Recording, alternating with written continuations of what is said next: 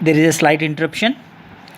So here the third merit, it can be used for comparison of fertility among the age groups in same population. Right? So fertilities can be compared, but not from different populations. Only within the age groups the fertility can be compared. Now the last one, everyone knew, it considers both age and sex composition, because if you see the formula, female population only we have taken, therefore the sex composition is considered. At the same time, specific age it is mentioned, therefore the age is also considered. Therefore this has become one of the merit. It considers both age and sex compositions. Now let us see some demerits. It cannot be used for comparison of fertility of two different populations. Look at here, the third point from here as well as the first point in demerit. Don't confuse, there is a vast gulf of difference between these two.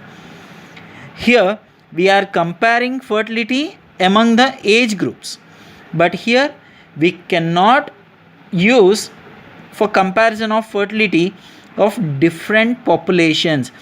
Age groups we can compare, but different populations we cannot compare. Clear? Next, it does not indicate the growth of population due to births. So every method, as I said, we are just considering the age group, specified age, live births and the female population alone. Only by using this we cannot indicate the rate of growth of population due to births, because once again I am saying here mortality of women is ignored. Clear? So whenever we consider the mortality, there and then we can observe the rate of growth of population due to births.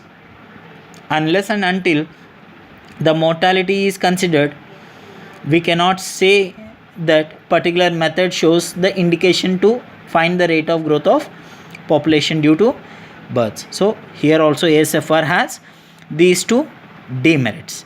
Now in the next method, let us see whether these demerits can overcome or not.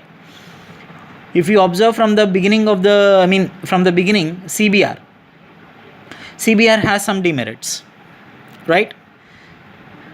And then those demerits have overcome in general fertility rate, GFR. Again GFR has some more demerits. Those demerits has to overcome in this ASFR. Even still ASFR has some limitations. So these have to be overcome in the next method called TFR. So let us see the total fertility rate. Here come. So total fertility rate. See first the definition. From the beginning, just I am giving you one glance. CBR considers overall population by overall births by overall population into 1000. Right? It doesn't require much detailed information. But it ignored age and sex compositions. And GFR, we considered age and sex composition, at the same time childbearing age 15 to 49. In ASFR, 15 to 49 childbearing, female population and individual age group also we have calculated, having the magnitude 5. Now there in ASFR there is one lagging point, that is we cannot compare the fertility rates of different populations. So that demerit of ASFR as well as GFR including CBR in this total fertility rate we can find. Clear? That is a major point among all the four, the comparison. If you compare CBR, GFR, ASFR, CBR age and sex cannot be, but GFR can be. but GFR cannot be compared. ASFR also cannot be compared. To overcome that, considering all age, sex, individual age group comparison as well as different population comparison, all together the total should be done in this fertility rate. That's why the name is given total fertility rate. The sum total of annual ASFRs. If you observe, the sum total of annual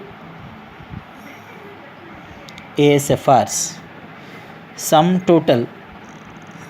the sum total of annual ASFRs. So the same way the formula is given here. See, TFR equals to the sum between 15 to 49 annual ASFRs. So I mentioned you one point. ASFRs are used to compute TFR. You got it now? In ASFR I have given you one merit. So calculating of ASFR must use to calculate TFR. At the same time, the quinquennial age,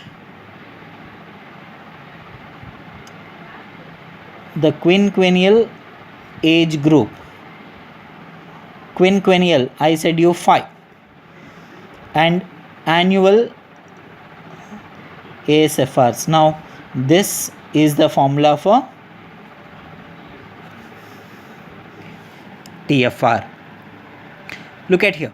This rate indicates the number of children born per 1000 women of childbearing age, provided none of the women die. Even the same TFR method has a demerit, because unless and until to observe the mortality of women, we cannot indicate the rate of growth of population due to births.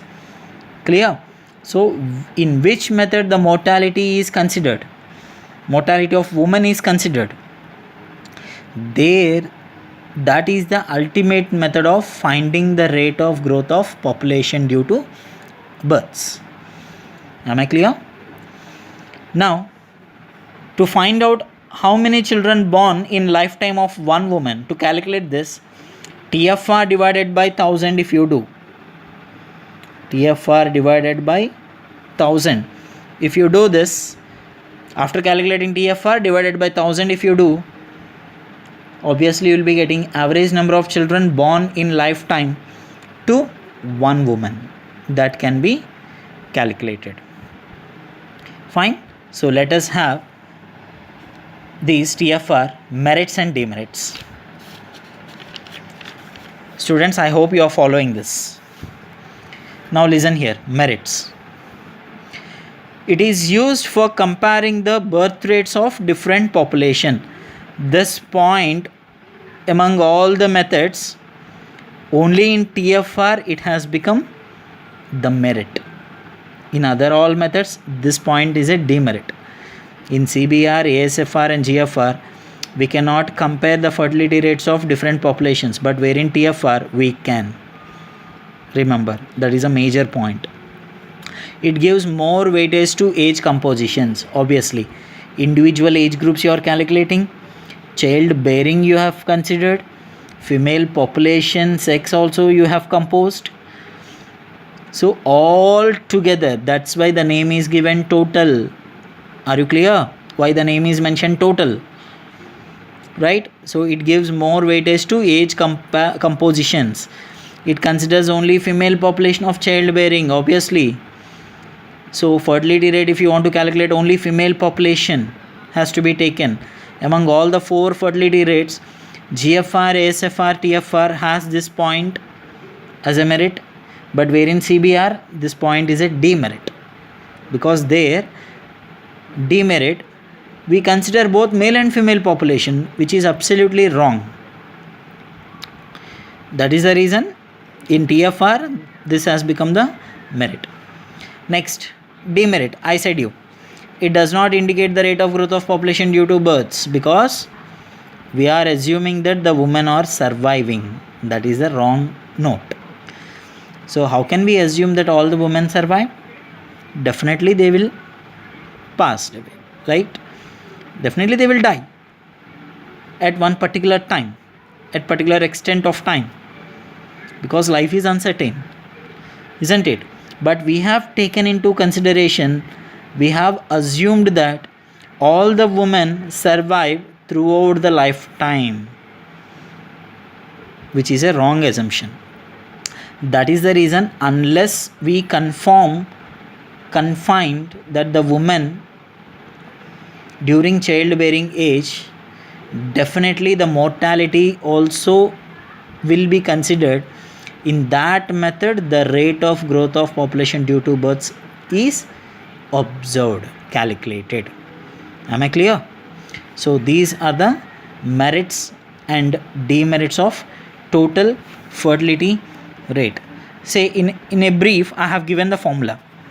CBR equals to total births by total population into 1000. GFR, total births by female population between childbearing 15 to 49.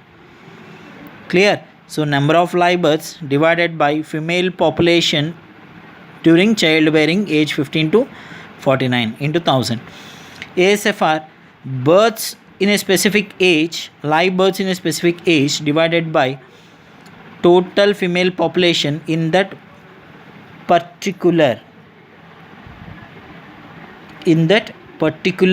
age group multiplied by 1000.